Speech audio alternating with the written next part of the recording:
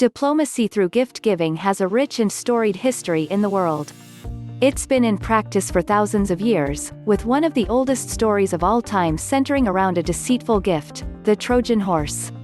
Not all diplomatic gifts are harboring an elite force of soldiers trying to overthrow your city, though. Here we will explore the biggest, oddest and most expensive gifts that countries have exchanged. Some of these are heartwarming, some of them symbolic, and some are just outright strange. We're looking at you, Pompidou. The Statue of Liberty. It's a well-known fact that the Statue of Liberty was a gift from the French to the Americans. Gifted in 1886, it stands at 93 meters tall.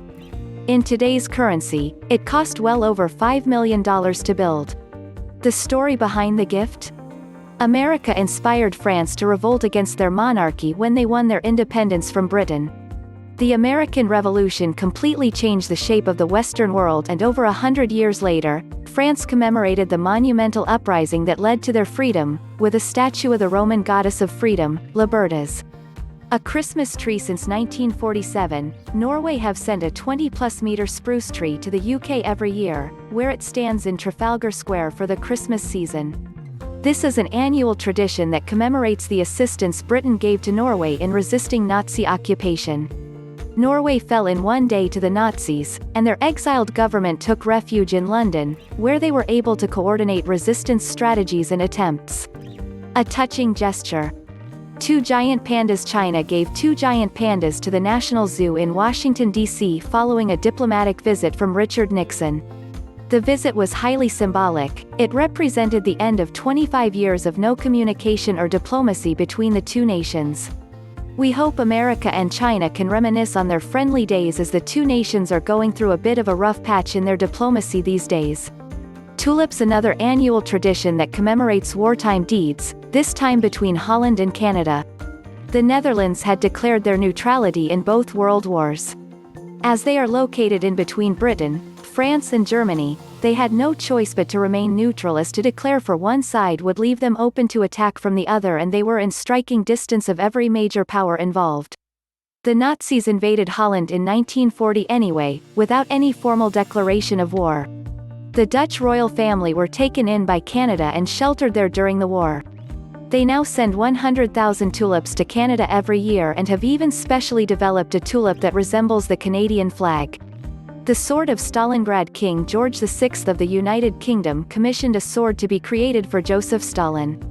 As the leader of Russia, Stalin oversaw the Battle of Stalingrad. A 5-month epic that arguably changed the course of the entire war. It was fought in 1943 and resulted in the largest defeat the Axis powers suffered, losing over 1 million men. The Red Army lost hundreds of thousands more men, but emerged victorious as their sheer willpower, size and unrelenting spirit saw them through. The only people equipped to deal with a Russian winter are the Russians themselves, as history has shown us time and again. iPods and DVDs. A newly sworn in Barack Obama came to the UK in 2009 and had some interesting gifts for the Prime Minister and the Queen. Obama gifted David Cameron 25 DVDs and gave the Queen, an octogenarian at the time, an iPod Classic. For all Obama's good traits, professionalism and charisma, his gifts left something to be desired. Having said that, David Cameron bought him some Wellies and Hobgoblin Ale in return, so this naturally begs the question, how special is the special relationship? Special mentions. Some other notable diplomatic gifts from history include France's first ever giraffe.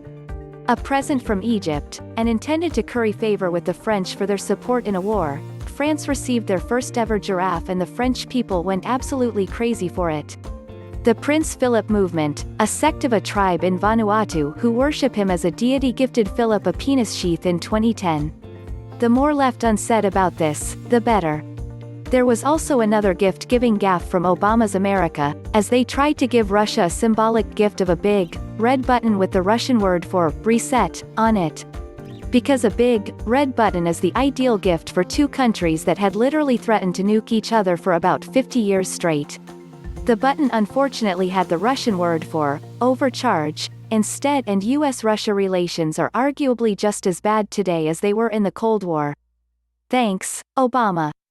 And finally, we return to Prince Philip, who received perhaps the strangest diplomatic gift ever from Georges Pompidou, French president at the time. A 6-foot-long wine cooler in the shape of a grasshopper. Because, why not? Thank you for watching the video.